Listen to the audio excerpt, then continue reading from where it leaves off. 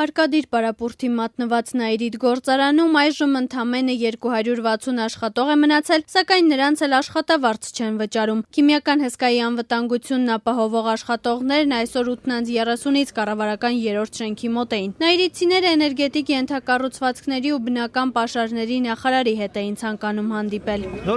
Նոր վարչապետը ասում է մարդկանց բարեկեցիկ կյանքի մասին եք մտածելու աշխատելու։ Հեսա բարեկեցիկը 4 ամիսն աշխատավարձ չեն տալիս։ 70,000 աշխատում։ Մեզ մնացողների ամեն մեկը իր գործը կատարում է։ Այնպես չի, որ ասեմ գնում ենք ժամանակ ենք անցկացնում։ Ընտանիքում աշխատող 2 հոգի ենք, ես եւ ամուսինս, երկուսս էլ աշխատում ենք Նաիրիդում։ Հիմա մենք ոնց մեր հարցերը հոգանք։ Կամ պետք է մեզ աշխատավարձ տան, կամ էլ այդ գործանը փակում են, փակեն ամեն բրծնեն, կամ իրանք բրծնեն։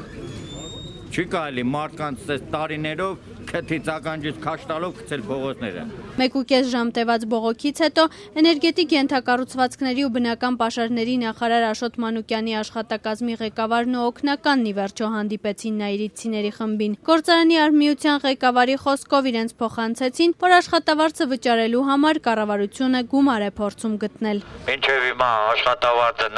մեզ տվել են Որոտանի կասկադի ինչ-որ գումարներ, որոնք բանկում տրած են տոկոսներով, այդ տոկոսները վերցնել տվել են մեզ միշտ։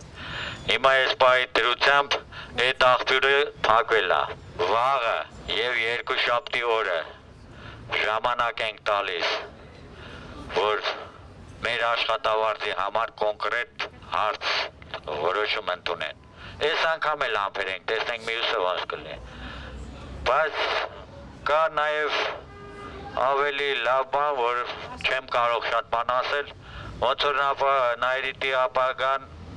լավ է երևում, թունելի վերջում լույս երևում է։ Թունելի վերջում լույս դեռ չեն տեսնում Նաիրիդի նախկին աշխատակիցները։ Նրանք այսօր եւս միացել էին բողոքի ցույցին ու գործարանի վերագործարկում էին պահանջում։ Վարչապետ Կարեն Կարապետյանը հեռուստաընկերությունների հետ վերջին զրույցում շեշտել էր, գործարանն աշխատեցնելու առարկայական առաջարկ չկա։ Ընդհանրապես Նաիրիդը Հայաստանում աշխատելը բավականին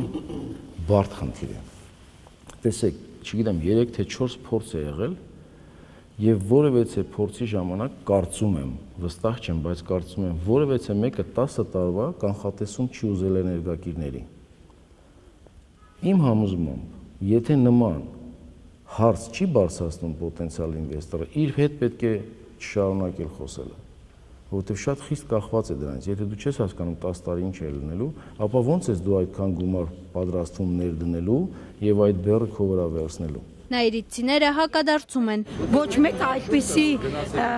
ինչ պրոգնոզ չի կարող անել, որ 10 տարվա կտրվածքով ինչպիսի փոփոխության կենթարկվեն։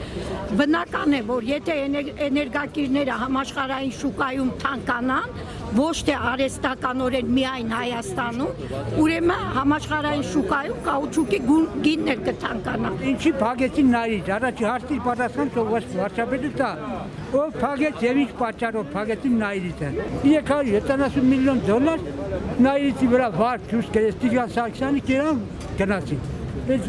Այդ ժամանակ չեն կարող աշխատել։ Չկա բարի կամ, չեն ուզում։ Ինչ ուզում են անեն, հնարավոր չի, որտեղ վախենում են։ Նոր վարչապետը կաշկանդված է, վախվոխելով ռամքի մեջ է նա։ Նա դել են ռամքի մեջ, նա չի կարող ռամքից դուրս գա։ Ասել են ես մի մետր տեղնակում։ Ո՞ց կուզեք կարես, մի մետր դուրս եկար վերջ։